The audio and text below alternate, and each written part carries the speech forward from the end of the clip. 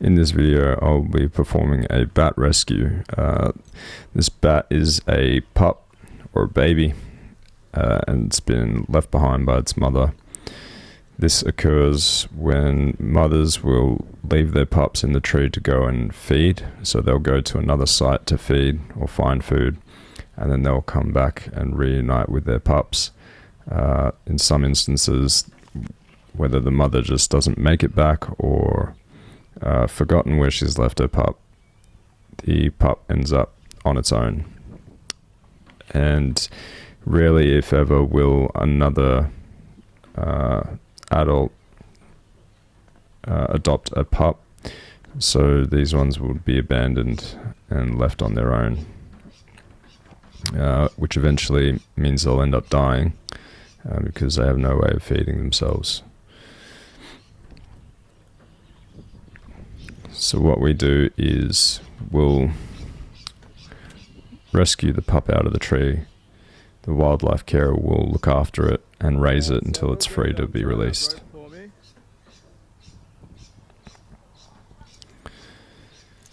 So I'm just calling out to Emma, who's the wildlife carer. She's on the ground and she'll be untying the rope, which I've just asked her to do. It's tied around the base of the tree next door. I've shown her how to untie it. The reason I've got this set up is I got the throw line over this branch, but it was going to take too long and it was a little bit difficult to try and isolate it. So the easiest thing, and still relatively safe, or safe but not safer than isolating, and just because it puts more weight on the anchor point when you've tied it off at the base. I'll go through that in another video, but for now it's relevant to know when to use a basal anchor and when to isolate. So I use an SRT or single rope technique to ascend the tree, and now I'll be using a double rope technique, and that simply means that the rope goes up and up over the branch, down, and it's connected to me. So it's a closed system.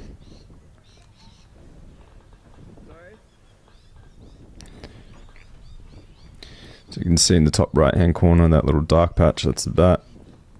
Now I'm just going to make some adjustments. I need to get a little bit higher in the tree.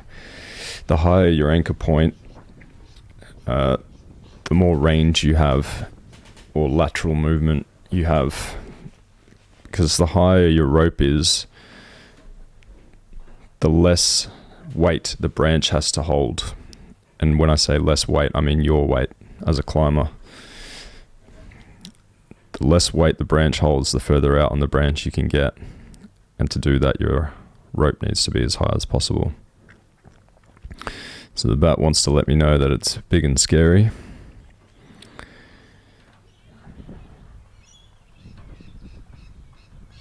Which is fine. I've got my little bat burrito there. It's basically a cushion that has a bit of material sewn attached to it. And so the cushion acts as would mimic the mother's body, and the extra material would replicate the wing, the mother's wing. So you'll see here in a moment. I'll try and collect the bat.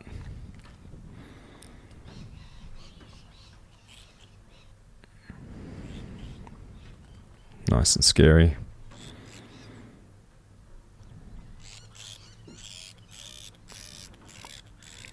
You can hear the bat there.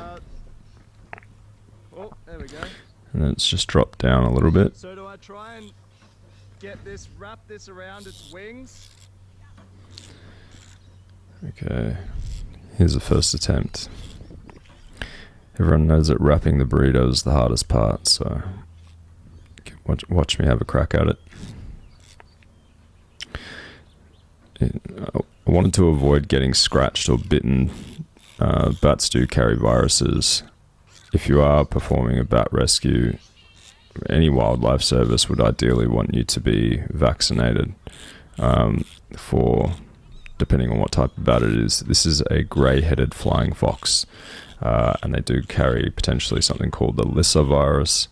So there is a vaccine that you can get to protect you from that. As you can see, the bat's quietened down pretty quickly. Now, just rather than trying to unhook the feet from the branch, I'm just going to snap those little leaves off. I'll just make it easier for me and the bat.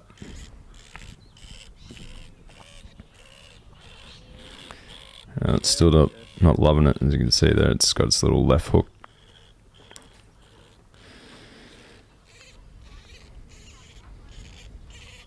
Trying to jab me.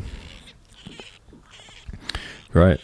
So that's the bat rescue. If you'd like to see some more wildlife rescue videos or tree climbing content, give us a follow. Have a good one.